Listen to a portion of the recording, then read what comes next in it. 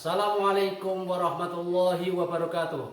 Perkenalkan, nama saya Sofwan SPDI, Guru Pendidikan Agama Islam di SMP Negeri 3 Bulanu Lambunu, Kecamatan Ongkam Malino, Kabupaten Parigi Motong.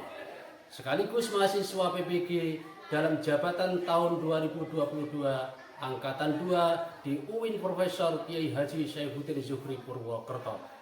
Pada kesempatan hari ini, Rabu tanggal 26 Oktober tahun 2022, saya akan melaksanakan uji kinerja praktek pembelajaran secara luring di SMP Negeri 3 Bulanu Lambunu, Kecamatan Ongkam Malino, Kabupaten Parigi Motong. Praktek pembelajaran ini saya laksanakan pada kelas 7 dengan materi pokok semua bersih hidup jadi nyaman.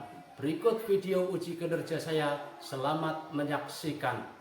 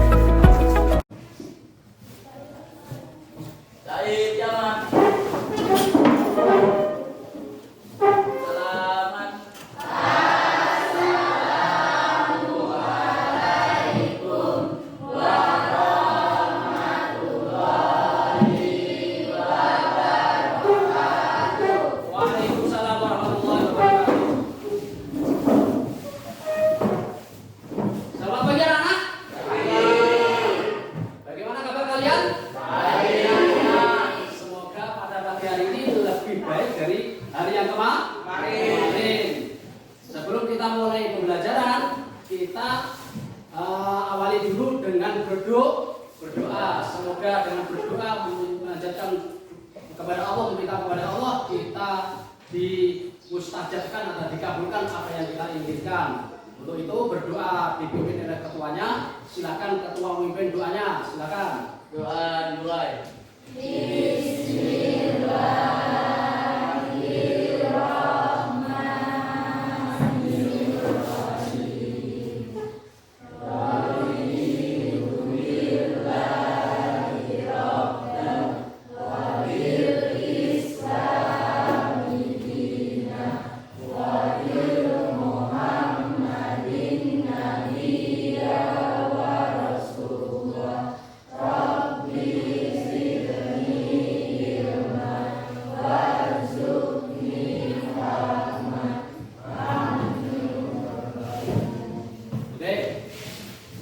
Setelah kita berdoa, saya akan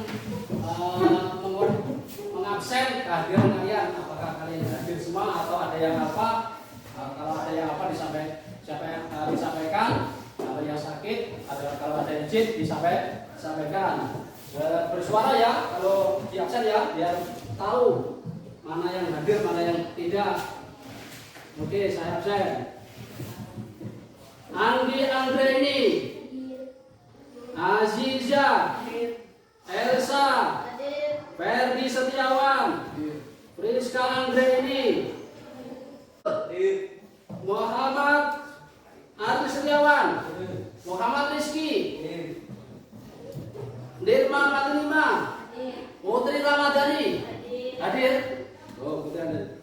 Rahmi, hadir. Riki Saputra, Silvia. Oke, hadir semua ya?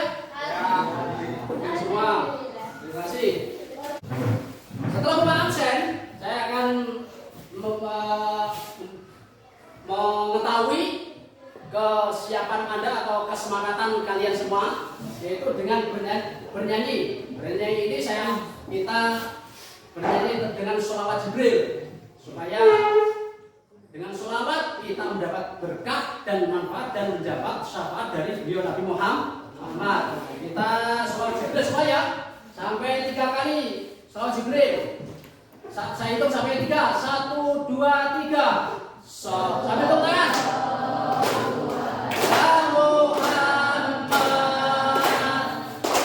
Sallallahu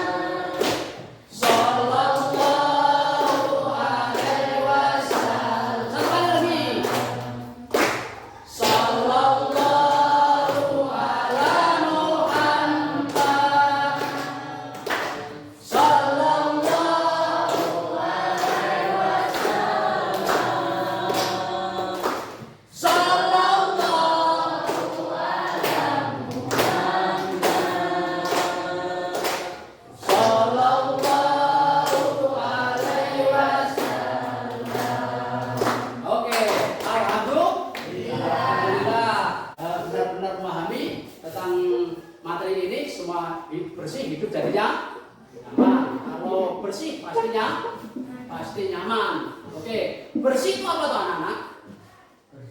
Bersih itu dalam bahasa Arab itu toharo. Dalam bahasa Arab artinya bersih atau bersuci. Toharo. Tahu toharo? Pernah melakukan toh? Pernah melakukan toharo toh? Nah, pernah. Toharo itu artinya bersuci. Bersuci itu dibagi dua. Yaitu saya perlihatkan.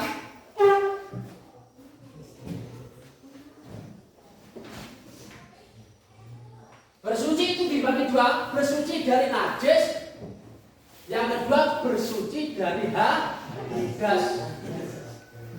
Bersuci dari najis, yang kedua bersuci dari hadas. Apa itu najis? Najis itu kotoran yang menghalangi ibadah. Itu najis. Apa anak? Kotoran yang menghalangi ibadah. Itu diperhatikan.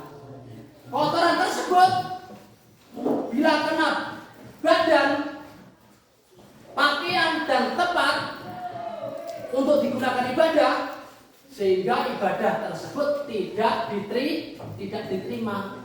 Makanya harus hati-hati, ketiga-tiganya itu harus diteliti kalau mau ibadah, yaitu pakaian, badan, dan tempat.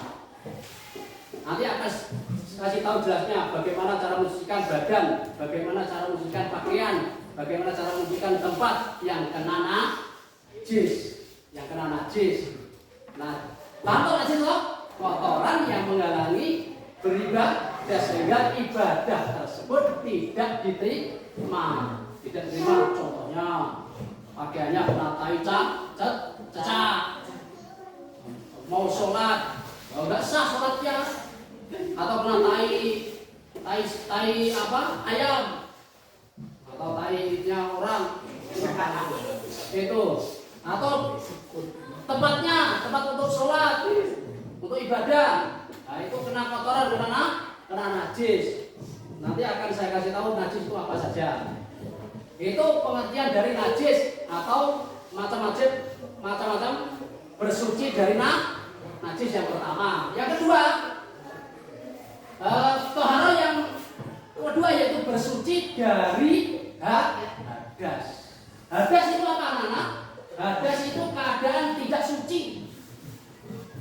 Keadaannya tidak suci. Baik itu dari segi badannya, badannya itu hadas.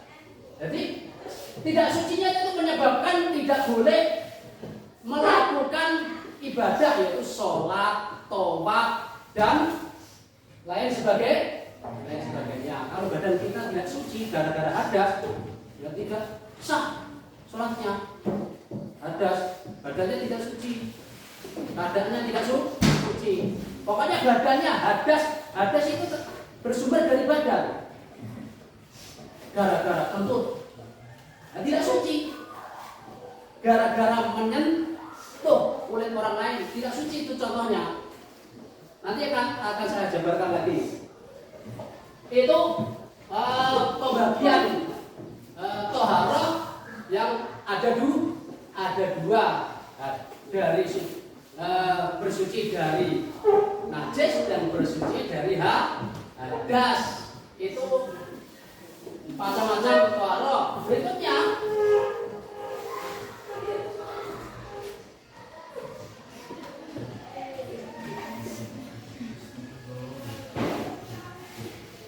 najis itu dibagi tiga. Tadi kan pertama kan najis, pembagian dari toharoh. Sekarang kita ketahui najis. Kalau sudah tahu pengertiannya najis, saya sampaikan, kita ketahui macam-macam najis. Sudah tahu kan najis toh? Tahu. Masa najis nggak tahu? Enggak, kalau nggak tahu berarti nggak pernah kena najis. Berak saja kena najis toh. Kencing saja kena najis, apalagi menginjak tai kena najis. Najis, kalau sudah tahu pengertiannya najis, ini macam-macam najis ada 3.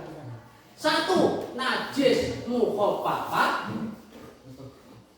najis mukhafafah, dan najis mutawasithah, dan najis mughalladhah.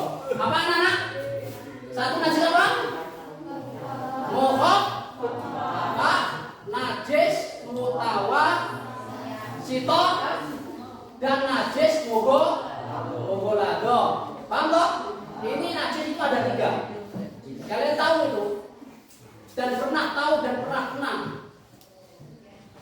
kena, tapi salah satu itu tidak pernah kena. Mughalladhahnya itu paling. Itu najis dibagi 3. Kita ketahui pengertiannya. Yang pertama, najis mukhafafah itu bagaimana toh? Yang bagaimana toh? Nah, pengertiannya itu bagaimana toh? Najis mukhafafah itu najis artinya najis ringan, yang ringan. Cara mensucikannya pun ringan, namanya ringan, tidak sulit. Sesuatu yang ringan yang dilakukan jadi ringan, itu artinya mukhafafah, ringan. Najis mukhafafah itu seperti contoh najis kencingnya bayi sampai umur 2 tahun belum pernah makan. Bayi yang belum pernah makan. Kalau bayi pernah makan berarti tidak bayi. Bayi itu hanya bisa minum air susu. Ya, bayi yang belum pernah makan sampai umur 2 tahun, bayi yang belum pernah makan itu jaraknya sampai umur 2 tahun. Karena syariat Islam itu menyusui bayi alangkah baiknya sampai umur 2 tahun. Itu anjurannya Nabi Muhammad sampai umur 2 tahun. Jadi kalian kalau punya bayi, susui sampai umur 2 tahun. Susui. ASI jangan beli kalau bisa. Lebih bagus. Nah itu kencingnya bayi yang belum pernah makan. Itu namanya najis mukhafafah. Najis ringan. Cara mensucikan kena najis ringan seperti kencingnya bayi itu cukup disiram atau dikenai air suci. Disiramkan air, gak usah mengalir, gak apa-apa. Umpama gendong bayi, pakainya kena kencing bayi. Nah, cukup. Kayaknya disiram dengan air suci, sudah bersih, sudah thaharah, sudah suci. Paham toh? Nah, itu paham toh? Nah, itu najis mukhafafah. Yang kedua, najis mutawasithah. Apa itu najis mutawasithah? Najis mutawasithah itu najis yang sedang. Najis yang sedang atau pertengahan. Seperti contoh yaitu darah, nanah. Ini di bawah baik kita lihat air seni, terus tinja, bangkai binatang dan sebagainya. Air kencing, air seni, air kencing. Air seni, air kencing sama saja. Air seni, air kencing sama saja. Beda bahasa. Nah itulah contoh-contoh najis mutawasithah. Tahu kan najis mutawasithah? Pernah kamu lakukan, pernah kamu kena najis mutawasithah. Cara mensucikannya mudah. Najis tersebut dihilangkan dulu. Dihilangkan dulu. Kena di mana? Contohnya kalau kena di lantai ya lantainya najisnya dibuang dulu. Pakai apa? Pakai sesuatu untuk menghilangkan dulu. Dihilangkan dulu baik itu bentuknya, warnanya, dan rasanya. Tiga-tiganya itu harus hilang semua. Bentuknya warnanya, bentuknya, warnanya, dan rasanya. Tiga-tiganya itu harus hilang dulu. Umpama kena di pakaian, umpama tai cecak atau tai ayam, dihilangkan dulu. Jangan langsung disiram. Lantai begitu, dihilangkan dulu. Bentuknya, warnanya, dan baunya, bau dan perasaan. Ada apa ya? Bentuk, warna, bau, rasa. 4 tersebut harus hilang. Setelah 4 tersebut hilang, kemudian disiram dengan air suci. Digosok sampai air suci itu mengalir. Jangan tidak mengalir, tergenang tidak suci. Itu najis apa? Yang ketiga, yaitu najis mughaladzah. Mughaladzah itu sumbernya dari 2 hewan. 2 hewan, yaitu najis anjing dan najis babi. Atau sumbernya dari anjing dan babi. Itu kalau dua-duanya kena najis, kedua hewan tersebut namanya jadi kena najis mughaladzah. Artinya mughaladzah yaitu najis berat. Berat. Kok berat, Pak? Karena cara mensucikannya pun sangat berat. Daripada yang najis yang kedua, yang 1 dan 2, nomor 1 dan 2 yaitu najis mutawasitoh dan mukhaffafah. Ini lebih berat mughaladzah. Makanya dikatakan mughaladzah artinya berat. Artinya berat. Jadi sumbernya dari anjing dan babi, bila kena maka harus disucikan sampai 7 kali sucian. 7 kali sucian. Kena jilatan anjing, kena tainya anjing, kena air liurnya anjing, itu disucikan sampai 7 kali. 7 kali air bersih, yang satunya, yang 6 itu air murni, air tanpa campuran, yang satunya, yang nomor 7 atau salah satu itu dicampur dengan tanah. Maka warnanya jadi berubah dari warna tanah. Seperti kalau air bersih banjir toh, kalau banjir di Kuala, itu kan airnya kan berubah dari air campur tanah. Itu namanya air dicampur dengan tanah. Itu disucikan sampai 7 kali, yang salah satu dicampur dengan tanah. Paham toh? Kalau kena najis anjing, tangannya kena najis anjing, entah itu airnya disiram sampai dengan air 7 kali, digosok, disiram, digosok, 2, digosok, disiram, 3, yang satunya dicampur dengan tanah, disiram dengan air tanah, digosok. Atau kamu obah-obahan di sudah bersih juga, lebih baiknya disiram, digosok, disiram, digosok. Itu namanya najis mughaladzah atau cara membersihkan najis juga. Oke, itu keterangan dari najis. Yang kedua, suci dari hadas. Hadas tadi sudah saya sampaikan pengertian hadas. Hadas itu dibagi dua. Hadas itu dibagi 2.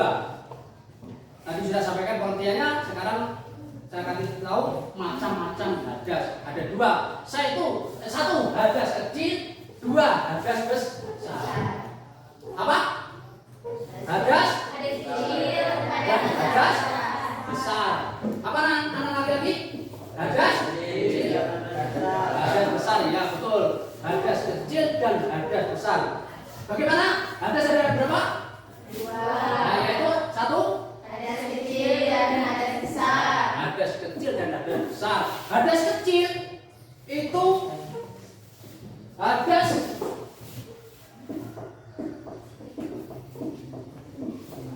kecil itu hadas yang keluar dari sesuatu kubur dan bubur. Itu sumbernya itu keluar dari dua-duanya, dari arah belakang dan arah depan. Kubur dan dubur. Kubur di depan, dubur di belakang. Tahu toh? Yaitu berak dan kencing. Itu hadas kecil. Hadas kecil. Nah, kemudian hilangnya akal, yaitu dengan entah itu tertidur atau tidak sadar atau hilang atau enggak hilang tidak hadas kecil itu hilang. Itu tertidur itu hadas kecil. Itu hilang akal.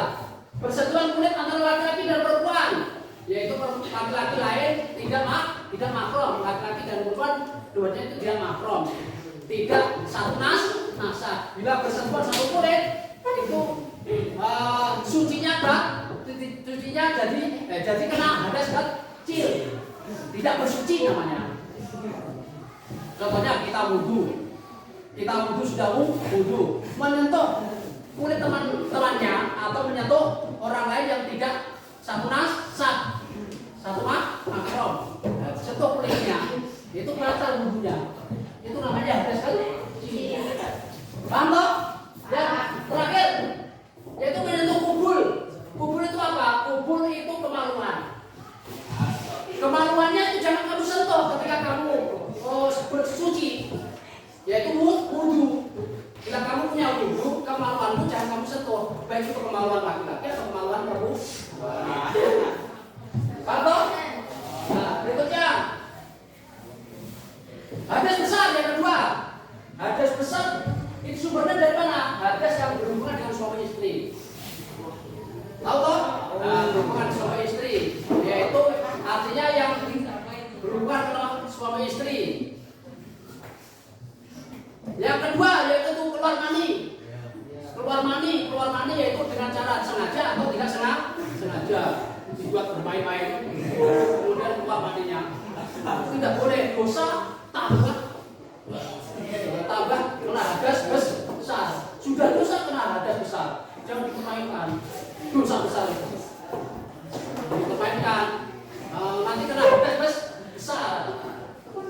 Yang ketiga, haid menstruasi, itu laki-laki perempuan. Kalau perempuan sudah belakangan itu berarti perempuan normal. Itu alhamdulillah, puji syukur kepada Allah. Kalau perempuan menstruasi berarti benar-benar perempuan. Kalau perempuan tidak menstruasi itu perlu dipertanyakan. Yang keempat, melahirkan, ini juga namanya hadas besar.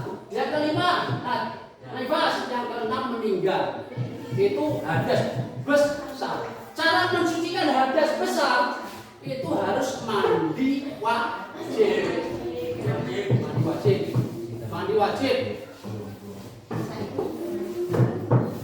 Cara mandi wajib, yaitu niat dulu. Cara mandi wajib itu niat dulu. Cara mensucikan hadas besar itu yang pertama yaitu dengan niat. Coba kalian ucapkan niat mandi wajib. Cara mensucikan hadas besar itu dengan mandi, maksud saya, yaitu dengan cara nomor pertama yaitu niat. Coba kalian ucapkan kalimat atau lafaz niat mandi wajib. Saya ikut sampai 3 ya. 1, 2, 3. Nawaitul ghusla fil hadasil asghari fardholillahi ta'ala. Itu niat mandi wajib. Itu perempuan harus hafal itu. Harus hafal. Kalau nggak bisa bahasa Arab ya bahasa Indonesia. Itu ada artinya. Di bawahnya saya niat mandi menghilangkan hadas besar karena Allah Ta'ala. Kalau tidak bisa bahasa Arab, masa orang Islam yang mengajar guru pendidikan nggak bisa mengucapkan bahasa Arab? Ya terlalu, apalagi sudah sekolah 3 SMP. Itu diapakan ya anak ya? Itu. Berikutnya menghilangkan najis. Najisnya dihilangkan. Terus berikutnya niat wudhu. Kalian sudah apa kok niat wudhu? Niat wudhu. Nawaitul wudhu'a rafa'il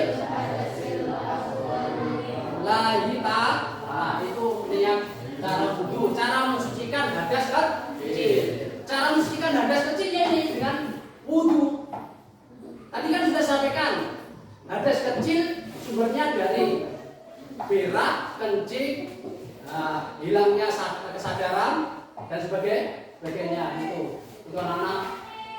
materi dari ini semua bersih itu jadi nyaman. Jadi perhatikan itu toharoh. Kalau tidak kamu perhatikan, ibadahmu sia-sia. Terima kasih. Ada pertanyaan materi yang sudah saya sampaikan? Siapa yang bertanya? Nah, siapa? Silakan. Bagaimana hukumnya apabila kita kecipratan genangan air hujan, apakah itu termasuk najis? Oh, itu bagaimana? Kalau kena air yang kena najis, bagaimana jawabannya? Ada yang tahu? Waktu benda tersebut tidak dihukumi najis kecuali terlihat dengan jelas Oh ya, itu jawabannya. Kalau terlihat najis, maka dikatakan kena najis. Kalau tidak ya tidak terlihat ya, tidak kena najis. Ada yang bertanya lagi, Jak? Pertanyaan? Oh, silakan baru. Kalau mencuci baju dan mesin cuci itu bagaimana? Apa termasuk solusi mencuci? Kalau mencucikan baju dengan mesin cuci, apakah itu bisa mensucikan? Bisa dijawab? Siapa yang bisa jawab? Pak. Ya, bagaimana jawabannya? Tetap suci mensucikan selama najis air niatnya hilang, kemudian kalau disiram air lagi atau dibilas sebagai penghilang najis hukmiyahnya. Nah, itu jawabannya yaitu kalau dihilangkan najisnya, kemudian disiram, dibilas, maka dia akan suci. Ada yang bertanya lagi? Oh ya, silakan. Kalau untuk menyetel lantai agar suci untuk tempat ibadah bagaimana caranya? Cara mencucikan lantai tempat ibadah itu bagaimana? Caranya ada yang menjawab? Oh ya, silakan. Dihilangkan najis ainiyahnya dulu sehingga hilang rasa, bau dan warna. Lalu dibiarkan kering kemudian disiram untuk menghilangkan najis untuknya. Dihilangkan najisnya dulu. Oh, bentuk-bentuknya, warnanya, baunya itu dihilangkan. Itu cara menghilangkan najis hukmiyah dan ainiyah. Kalau ainiyah seperti itu dihilangkan asarnya, warnanya dan sebagainya itu. Karena saya akan bagi kelompok kalian untuk diskusi. Nanti saya akan kasih tugas kelompoknya. Saya bagi 3 kelompok. Kelompok A laki-laki, kelompok B perempuan yang tengah, kelompok C yaitu yang paling selatan, kelompok C itu perempuan. Kelompoknya C dari selatan. Itu kelompoknya ada 3 kelompok. Saya akan bagi di LKPD-nya, lembar kerja kalian nanti didiskusikan dan dipresentasikan. Nanti saya kasih waktu dipresentasikan.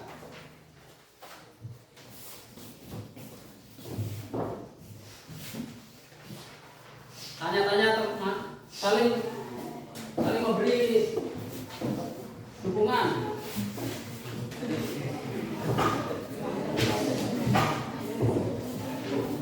Oke, anak sudah toh dibaca-baca itu, didiskusikan dengan teman satu kelompok. Saya kasih waktu 15 menit. Silakan kalian diskusi tugas yang sudah saya bagikan. Oke.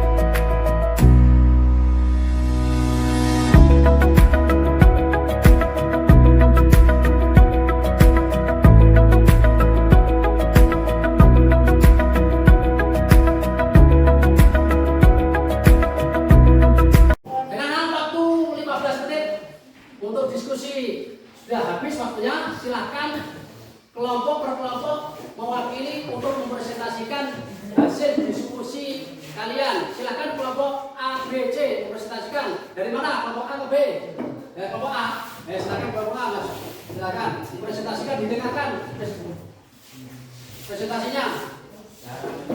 Masih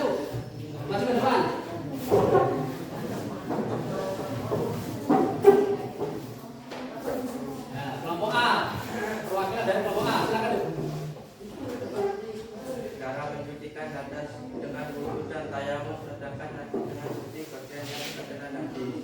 Itu ya, tepuk tangan. Itu ya. Diskusi tentang kelompok yang kedua yaitu kelompok C, silakan. Siapa yang menyelesaikan? Kelompok C, kelompok B. Nah, silakan presentasi dulu.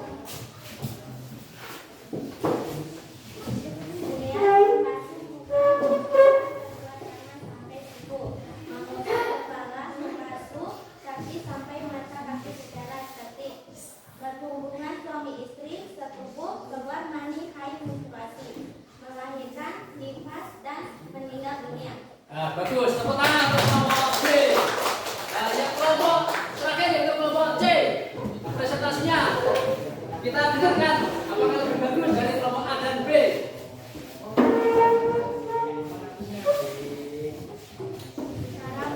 Silakan. Bagian yang terkena najis. Najis mukhalafah adalah najis yang ringan seperti kencing bayi laki-laki yang belum berumur 2 tahun dan belum makan apapun kecuali air susu ibu. Najis mutawassit adalah najis pertengahan. Contoh najis ini adalah darah, nanah, air seni, injak, dan bangkai binatang. Najis mukhalada adalah najis yang berat. Najis ini bersumber dari anjing dan babi. Oke, terima kasih. Tepuk tangan untuk kelompok C. Bagus. Kita akan kasih kesimpulan pada materi pagi ini, yaitu kesimpulan materi pagi ini yaitu yang pertama, toharoh artinya bersuci baik dari najis dan hadas. Yang kedua, kesimpulan yang kedua, darah yang keluar dari rahim perempuan yang menyebabkan hadas besar adalah haid atau melahirkan dan nifas. Kesimpulan yang ketiga, tayamum adalah mengusap kedua tangan dengan debu yang suci. Tayamum adalah pengganti wudu dan mandi wajib dengan syarat-syarat tertentu. Itu tayamum pengganti dari mandi wajib dan wudu. Yang keempat, rukun tayamum niat mengusap muka dengan tanah, mengusap kedua tangan sampai siku dengan tanah dan tertib. Harus tertib. Kalau tidak tertib tidak diterima pakai tanah. Yang kelima, mandi wajib atau dikatakan junub itu mengalir air yang suci ke seluruh badan disertai dengan niat untuk menghilangkan hadas besar. Itu caranya mandi wajib. Kesimpulan yang terakhir, rukun mandi wajib adalah dengan niat mengalirkan air ke seluruh badan sampai rata. Itu ujung rambut sampai ujung kaki, itu kesiram air, harus mengalir airnya. Itu kesimpulannya dari materi pada pagi hari ini. Nah, jika pertemuan pada pagi hari ini kita sudah tahu kesimpulannya, kita akhiri dengan mengucapkan puji syukur kepada Allah SWT. Kita ucapkan alhamdulillahirobbilalamin. Semoga materi yang kita pelajari paham dan bisa menerapkan secara lebih. Wassalamualaikum warahmatullahi wabarakatuh.